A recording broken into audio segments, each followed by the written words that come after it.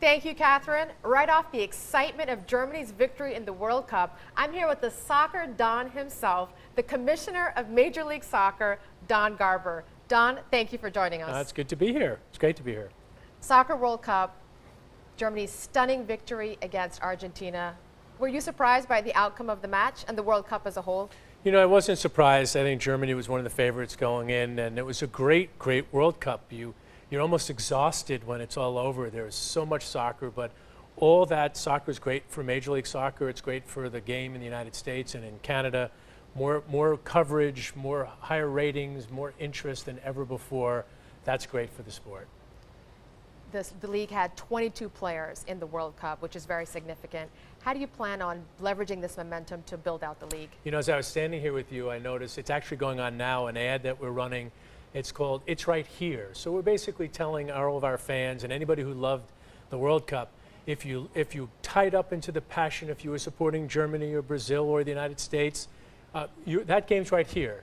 Go to a game in Toronto, go to a game in New York, go to a game in Vancouver, Montreal. Those players, the same excitement, that same passion, it's right here. It's in your hometown.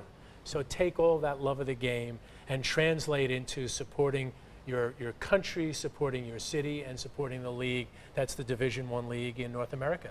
Well, you just talked about the three cities in Canada, right? Vancouver, Montreal, Toronto. How do they contribute to the franchise? How do those Canadian franchises contribute to the league?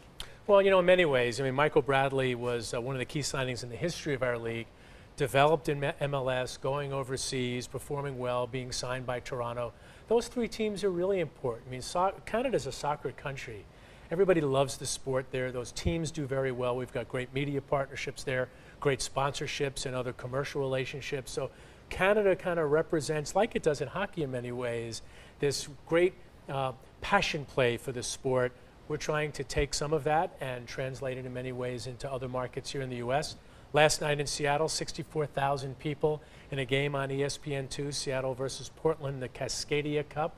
Vancouver plays in that same mini tournament as well. So Canada is very important for us. But when it comes to expansion, I know you're going to add 2 teams in 2015, not in Canada. What are the triggers before you start to expand more into Canada? You know, there's likely not a lot of expansion coming for us in Canada. You know, as we both talked about, there will be a second division team that the Canadian Soccer Association will run with a bunch of other cities. I think that's important.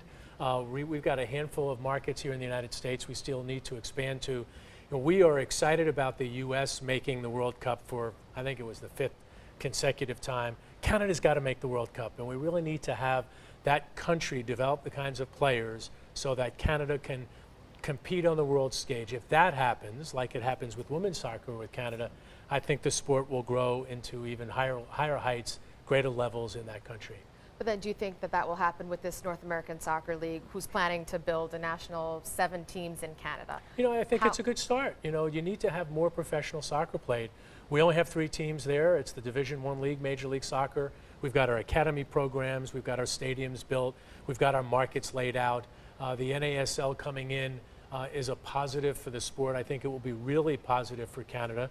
Canadian Soccer Association will work closely with them to figure out how they can develop better players so that 4 years from now in Russia or 8 years from now in Qatar, maybe 12 years from now in the United States, we could have a Canadian national team on the men's side performing in the World Cup. And when it comes to attracting that talent, everybody likes to get behind a hero. So what's the balance between homegrown, developing talent and attracting talent from those premier European leagues? You know, it's a great question. It's the combination of the two. So we had a young man that was developed in Seattle. His name is DeAndre Yedlin. He played in the World Cup. He's a young kid, developed as a homegrown player. We need to have more of those players coming out of our league, and frankly, more in Toronto, more in Vancouver, more in Montreal, and they've got great academy programs there. Vancouver's has been around for decades, long before Major League Soccer. So the more young kids you can develop, the better you are, but you do need to combine the designated player, that star player that we have in our league. Jermaine Defoe in Toronto, Marco Di Vaio in Montreal. Those kind of guys, you're pulling from the top and pushing from the bottom, and that's the right formula. Don, quickly, what position did you play in soccer? I didn't play soccer as a kid, so way past my generation, but I wear the suit now. So not playing too much today. Well, maybe the next time we'll have to wear our favorite sports teams from That's right. the Major League Soccer. I'll go as the soccer Don. Thank you for joining us here at the NASDAQ. Thank you. It's good to be here. Thank you. Catherine, back to you.